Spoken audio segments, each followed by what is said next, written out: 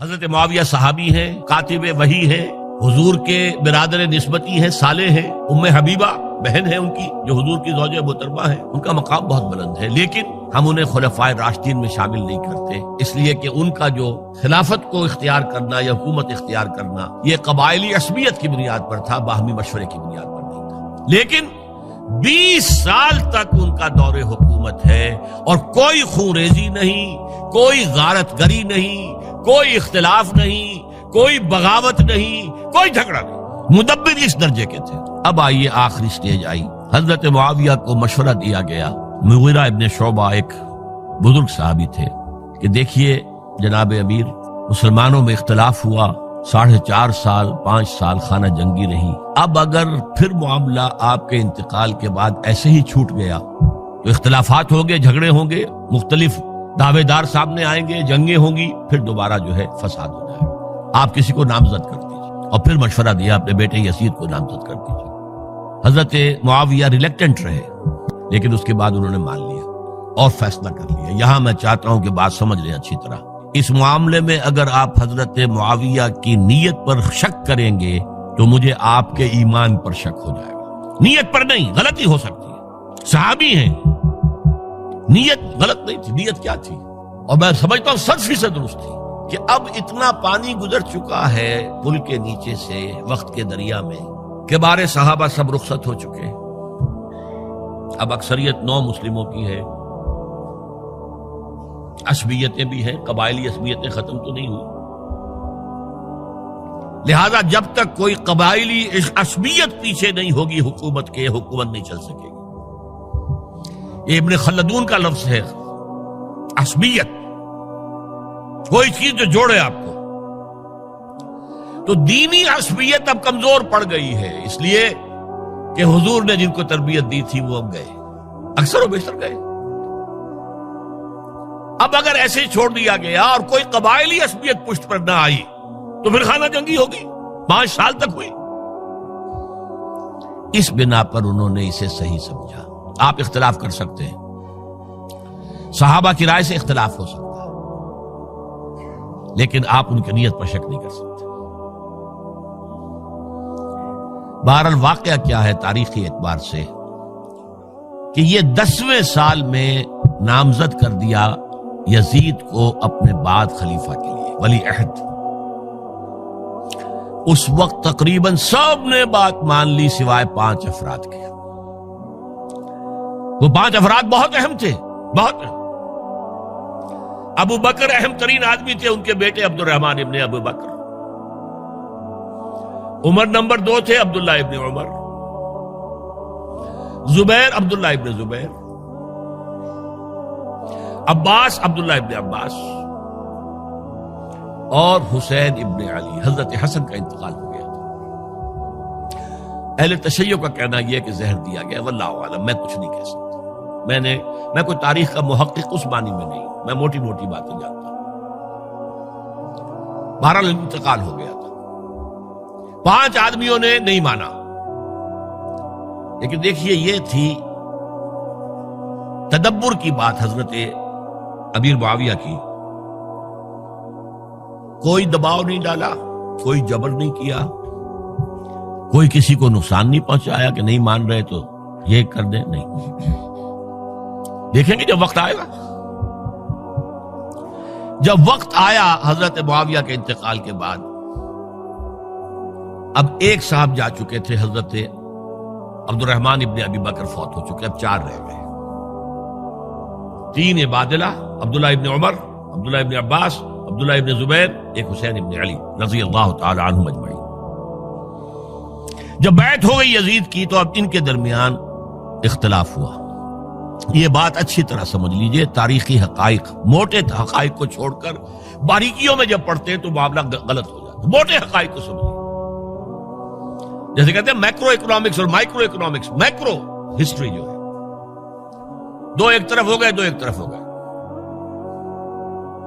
عبداللہ ابن عباس کی رائے ہوئی کہ اگرچہ یہ غلط کام ہوا ہے، یہ قیصر و کسریٰ کی سنت پر عمل ہو رہا ہے، لیکن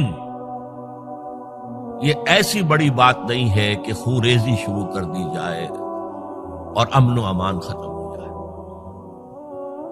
یہی بات عبداللہ ابن عمر کی ہو گئی، یہ دو تو یکجا ہو گئے. مصلحت کہہ لیں جو بھی سمجھے، لیکن نیت پر حملہ نہیں کر سکیں گے آپ. دیانتاً انہوں نے یہ سمجھا کہ اب جب کہ ہو گیا معاملہ تو ٹھیک ہے. حرام مطلق تو کہیں نہیں لکھا ہوا قرآن کے اندر کہ بیٹا نہیں ہو سکتا، کہیں نہیں لکھا ہوا. بہرحال ان دو کی رائے یہ ہوئی کہ اگرچہ کام غلط ہے لیکن اتنا غلط نہیں ہے کہ اس کو چیلنج کیا جائے اور اس سے جو ہے خانہ جنگی شروع ہو جائے اور فساد شروع ہو جائے. دو کی رائے یہ ہوئی کہ نہیں، we have to challenge it come what may. Abdullah ابن زبیر، حسین ابن علی رضی اللہ تعالی عنہما یا عنہم، تو یہ دو علیحدہ. ان دو میں اب اختلاف ہوا. عبداللہ ابن زبیر کی رائے یہ تھی کہ یہی مقیم رہو مکے میں، حجاز میں، مکے اور مدینے میں، یہاں سے ریزسٹنس موومنٹ ہم شروع کریں گے، کیونکہ یزید کی خلافت تو دمشق میں تھی، بہت دور. حضرت حسین کو خطوط آ رہے تھے کوفے سے. کوفہ حضرت علی کا صدر مقام رہا تھا، اور جن سبائیوں نے فتنہ پیدا کیا تھا حضرت عثمان کے خلاف وہ بھی وہیں آباد تھے. انہوں نے خطوط کا تاتا باندھ دیا، آپ آئیے ہم آپ سے بیعت کریں گے اور کھڑے ہوں گے اور مقابلہ کریں گے اور اس یزید کی حکومت ختم کریں گے. ڈاک کے تھیلے بھرے ہوئے. حضرت حسین نے فیصلہ کیا کوفے جانے کا، بہت روکا. عبداللہ ابن عباس بہت ان سے بزرگ تھے عمر میں، اور ویسے بھی ایک اعتبار سے نانا تھے، ایک اعتبار سے پردادا تھے. حضرت عبداللہ ابن عباس حضور کے چچا زاد بھائی تھے، تو نانا ہو گئے کہ نہیں؟ حضور نانا تھے کہ نہیں؟ اور حضور کے چچا تھے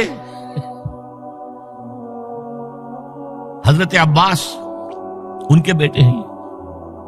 تو اس اعتبار سے حضرت علی رضی اللہ تعالیٰ عنہ کے کیا ہو گئے؟ چچا. بہرحال میں کچھ گڑبڑ کر رہا ہوں اس وقت.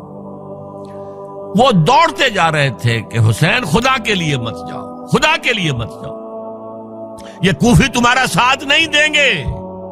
الکوفی لا یوفی، کوفی وفا نہیں کرتا وعدہ. اور خدا کے لیے اگر جانا ہے اپنے گھر والوں کو یہاں چھوڑ دو. بس حضرت حسین پر رضی اللہ تعالی عنہ جو ایک کیفیت تھی، انہوں نے سب باتوں کو نظر انداز کیا.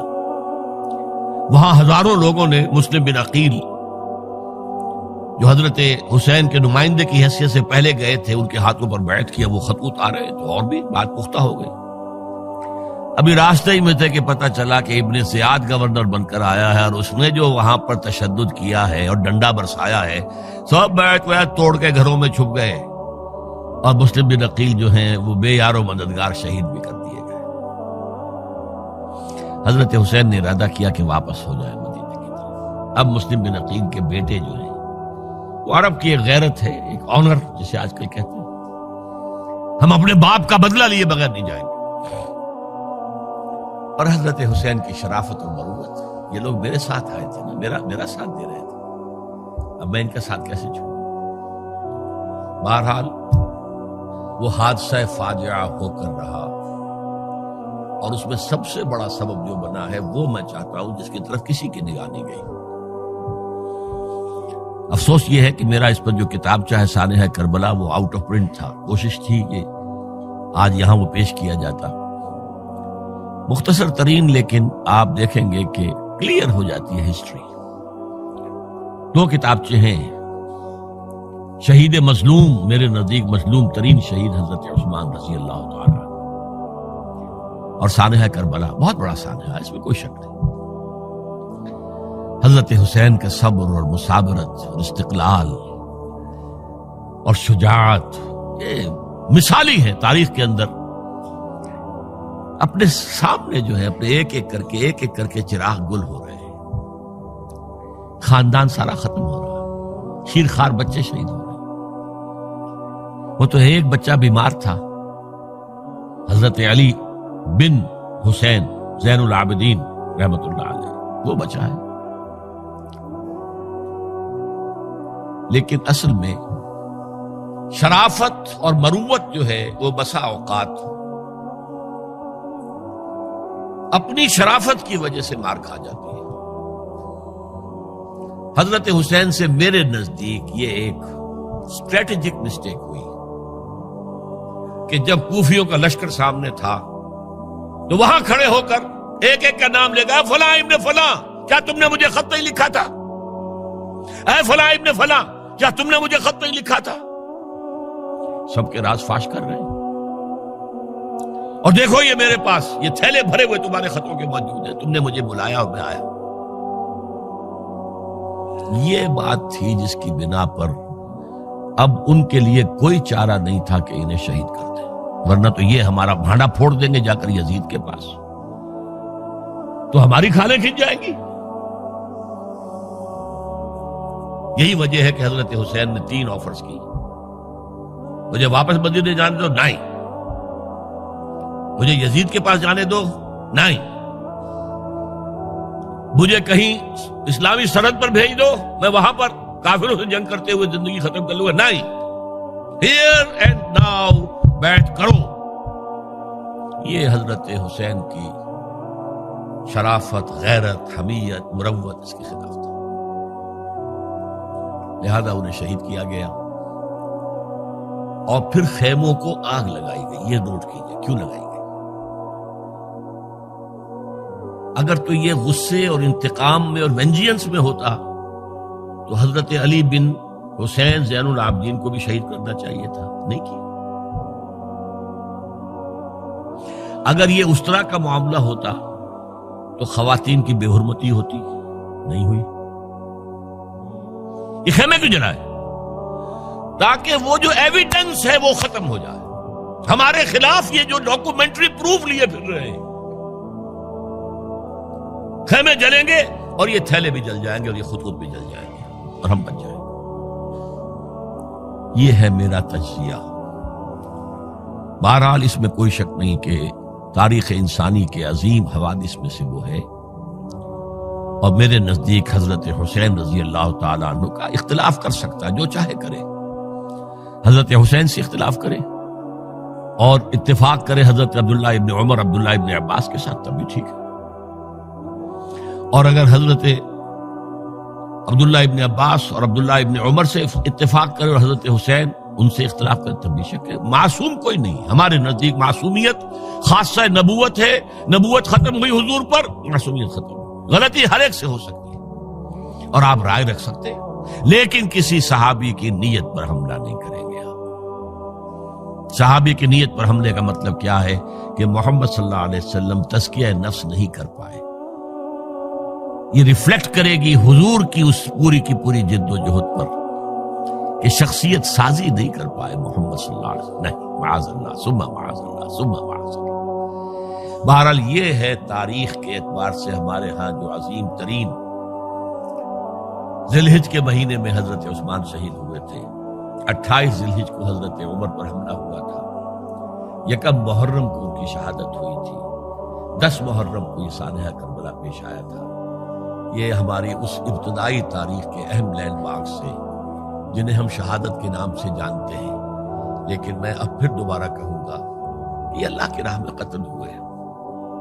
وَلَا تَقُولُوا لِمَنْ يُقْتَلُ فِي سَبِيلِ اللَّهِ أَمْوَاتٌ بَلْ أَحْيَاءٌ وَلَكِنْ لَا تَشْعُرُونَ وَلَا تَحْسَبَنَّ الَّذِينَ قُتِلُوا فِي سَبِيلِ اللَّهِ أَمْوَاتًا بَلْ أَحْيَاءٌ عِندَ رَبِّهِمْ يُرْزَقُونَ. لیکن وہ شہادت علی الناس کی ذمہ داری جو مجھ پر اور آپ پر ہے، حضرت حسین کو یاد کر لیں، حضرت عثمان کو یاد کر لیں، ان کے لیے کوئی رنج اور غم کا اظہار کر لیں، اس سے کچھ حاصل نہیں ہے. حاصل تو یہ ہے کہ شہادت علی الناس کی تیاری کیجئے. اپنی ذاتی زندگی میں آج سے گواہی دیجئے اللہ کے بندے ہونے کی، اپنے عمل میں، اپنے قول میں، اور کوشش کیجئے کہ مل جل کر اس ملک کے اندر وہ نظام برپا کریں کہ جو شہادت علی الناس دین حق کے ایک کامل نمونے کے طور پر دنیا پر حجت قائم کر دے کہ دیکھ لو اپنی آنکھوں سے، یہ ہے وہ دین حق جو محمد لے کر آئے تھے. اللہ تعالیٰ مجھے اور آپ کو اس کی توفیق عطا فرمائے. باقی یہ کہ یہ کیسے ہوگا، اس پر تو میری کتابیں پہلے بھی تقاریر میں کر چکا ہوں. وہ منہج انقلاب نبوی وغیرہ وہ ہے، ان کا مطالعہ کیجیے۔ بارک اللہ لی و لکم فی القرآن العظیم ونفعنی وإیاکم بالآیات والذکر الحکیم۔